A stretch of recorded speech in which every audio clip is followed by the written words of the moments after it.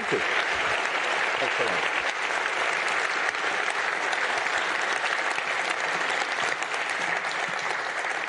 Good morning, and really good to see you. And Alita, thank you very much for that introduction. Thank you to all of you here for joining us today. And can I take this early opportunity to thank all of those that work behind the scenes to bring this event together and allow us this opportunity to discuss. So thank you very much to them.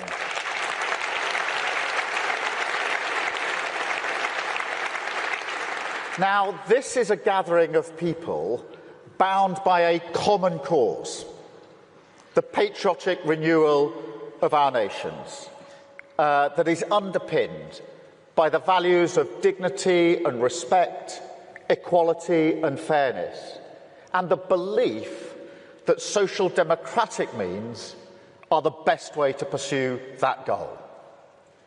But it's also a room that puts paid to a story we often hear in the press these days, that somehow our politics is dying out. Now, yes, we are in an era of huge challenge, but we can take heart when we look around the world. In fact, we only need to look around this room. Kristrún from Iceland, Pedro from Spain, Mark Carney, who stormed to victory in Canada at the beginning of this year, followed by Albo in Australia, and of course Jonas in Norway just a few weeks ago. So in fact, pitted against our right-wing opponents, I'd say centre-left parties are having quite a year so far. And not forgetting, there is...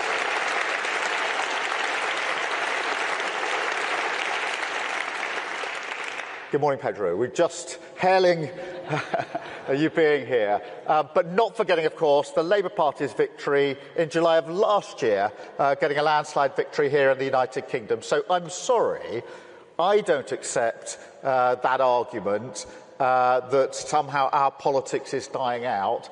But I do accept that it is now time for Social Democrats to confront directly some of the challenges and some of the lies, frankly, that have taken root in our societies. Because we don't just hear these stories about our politics, we also hear stories about our great countries, our communities, our cities, that simply do not match the reality that we see around us. And it's very good to have you here in London. I hope you've enjoyed yourself here in our capital city.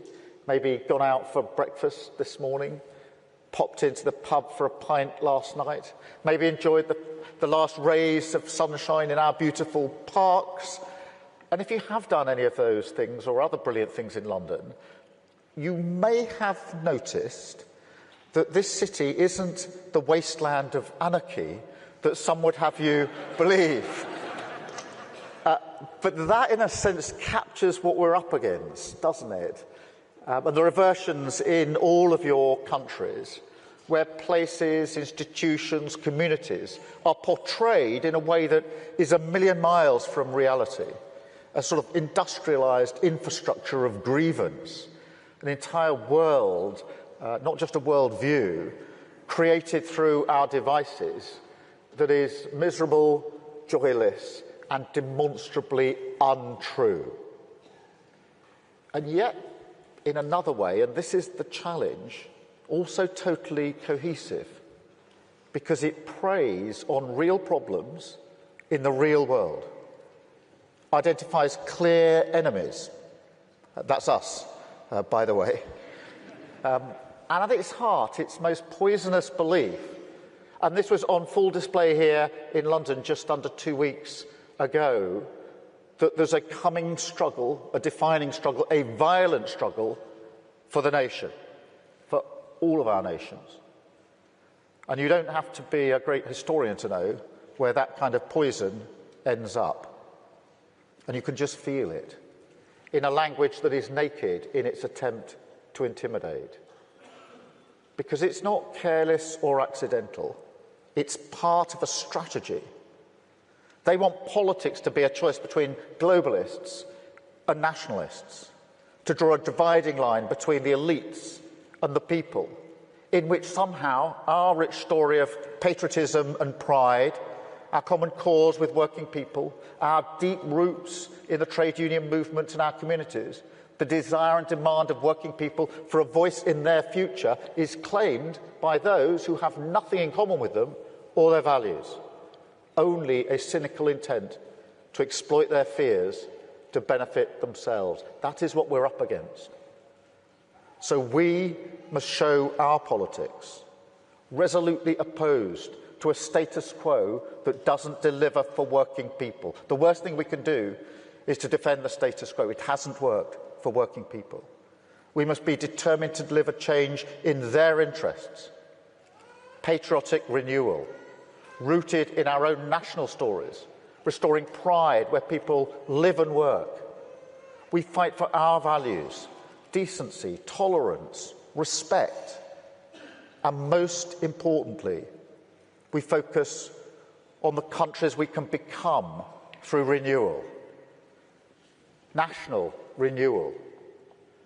Now, that's not a new argument for social democrats, but it is the beating heart of our politics, the nation state, harnessing the potential of the whole country, providing security and opportunity for working people, together squaring up to the challenges of a world that is frankly more dangerous, less secure than many of us have known in our lifetimes.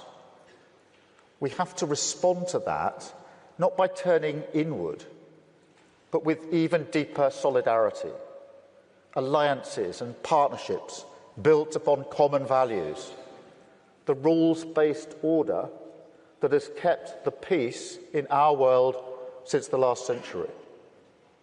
The coalition of the willing, strong not just because of the depth of our shared beliefs, but because we recognise that the security and safety of the people that we serve depends on our relationships, our willingness to stand up together across our different political traditions and not be cowed by tyranny. But to protect strength abroad, you do need security at home, economic stability, an approach to economic growth that can create wealth more fairly in the first place.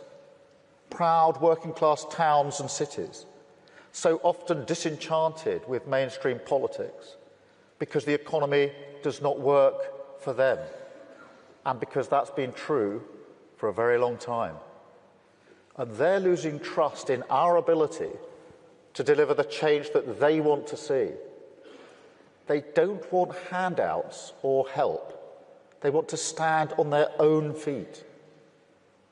I'll give you an example from the United Kingdom. Yesterday, we announced £5 billion to be spent by local people, however they see fit, in their communities, restoring a pub, reviving a community hall, reopening a youth club. But the important thing is not coming cap in hand to Whitehall to get the green light on a project, but actually allowing control to be with the communities where the funding is going, so they can choose what it's spent on, because those with skin in the game know what's best for their communities. It's about restoring control and agency, having the respect for working people to choose what's right for them. And that is how they stand proudly as partners in a social democratic nation. So our approach to the economy, investment, yes, of course, in everything from defence to energy, creating good, well-paid jobs. Industrial policy, yes, of course, our proud heritage of making things, relighting the fires and the factories across the country. In public services, absolutely, for all of us, from healthcare to transport, and financial prudence, which is non-negotiable. But it does also mean stripping out regulation so we can build more and build more quickly. And the private sector can create wealth in every community. Now, some people call this approach abundance. I have a different phrase for it, social democracy. But the way I see it, democracy, But the way I see it, this is the defining political choice of our times. A politics of predatory grievance, preying on the problems of working people and using that infrastructure of division against the politics of patriotic renewal, rooted in communities, building a better country, brick by brick from the bottom up, including everyone in the national story. Difference under the same flag. Because wherever you are in the world, we all have our different national symbols.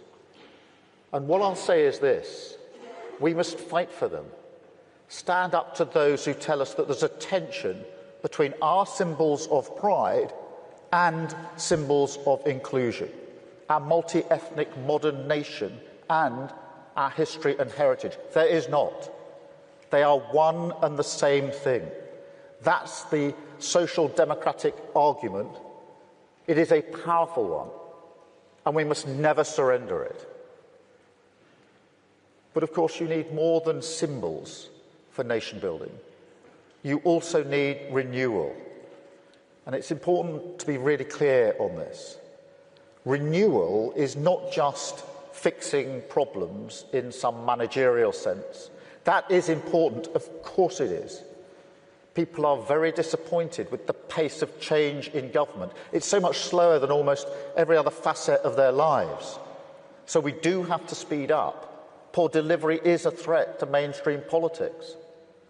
But renewal is a deeper argument. It means demonstrating to working people that, as well as the economy, the state is being run in their interests. And that does mean we've got to look ourselves in the mirror and recognise where we've allowed our parties to shy away from people's concerns and let the politics of purity patronise people. Now, you will all have issues in your own countries, but in Britain, it's illegal migration. And I suspect that may be the same in a number of other countries. For too many years, it's been too easy for people to come here, slip into the shadow economy and remain here illegally. Because, frankly, we've been squeamish about saying things that are clearly true. It's not just that it's not compassionate left-wing politics to rely on labour that exploits foreign workers and undercuts fair wages, but the simple fact that every nation needs to have control over its borders. We do need to know who is in our country. Our immigration system does need to be fair if we want to maintain that binding contract that our politics is built on. Otherwise, it undermines trust, undermines people's faith that we're on their side, and their belief that the state can and will work for them. And that is why today I am announcing this government will make a new free-of-charge digital ID mandatory for the right to work by the end of this Parliament. Let me spell that out. You will not be able to work in the United Kingdom if you do not have digital ID. It's as simple as that.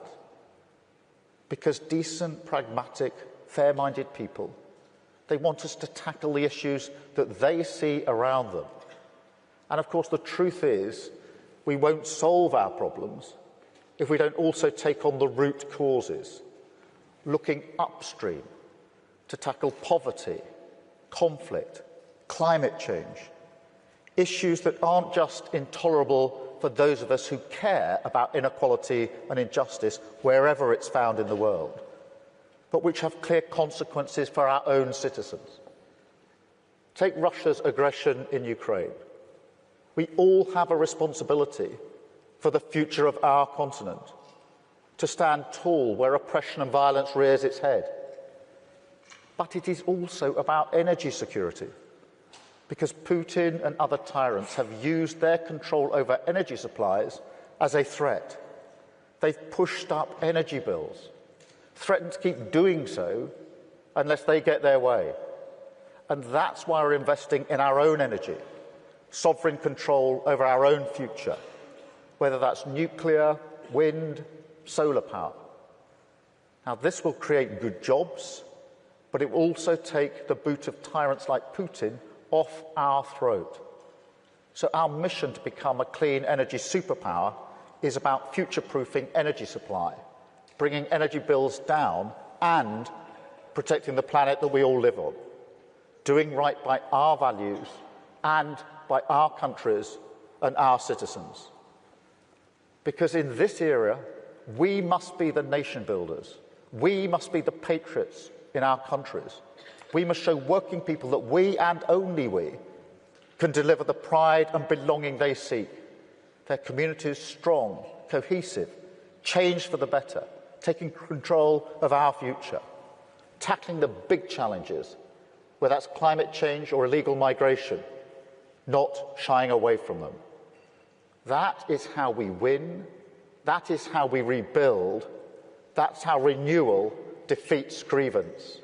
Thank you very much for listening. Thank you very much for being here. I really appreciate it. Thank you very much.